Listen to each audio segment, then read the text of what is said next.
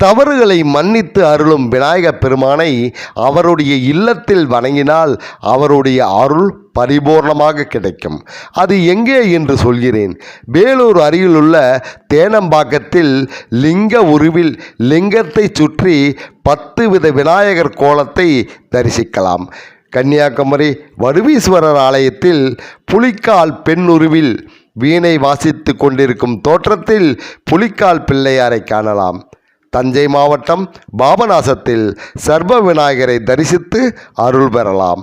சுசீந்திரம் தானுமாலயன் கோவிலில் பெண் உருவத்தில் கணேசினி எனும் நாமத்தில் அருள்மலை பொழிகிறார்.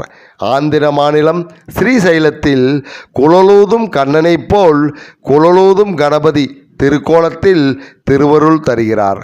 கர்நாடகாவில் அம்பி எனும் திருத்தலத்தில் நிலக்கடலை அளவே உள்ள சின்னஞ்சிறிய கணபதியை தரிசிக்கலாம். அங்கு அவரை கல்லு பிள்ளையார் என அழைக்கிறார்கள். அனைத்து பேர்களை பெற்றாலும் இறுதியில் நமக்கு தேவை ஞானம். இந்த ஞானம் காசியில் உள்ள துண்டிராச கணபதியினால் அருளப்படுகிறது. அதே பலனை பிள்ளையார்பட்டியில் எழுந்தருளிருக்கின்ற கற்பக விநாயகர் சிவலிங்கத்தை கையில் வைத்து கொண்டு சிவபூஜை செய்கின்ற இந்த விநாயகரை வணங்கினால் ஞானம் கிடைக்கும். திருவண்ணாமலையில் இடுக்கு பிள்ளையாராகவும் பவானியில் கலைமகள் போல வீணை வாய்த்தபடி வீணை நாயகராகவும் நமக்கு அருள் பாலிக்கின்றார்.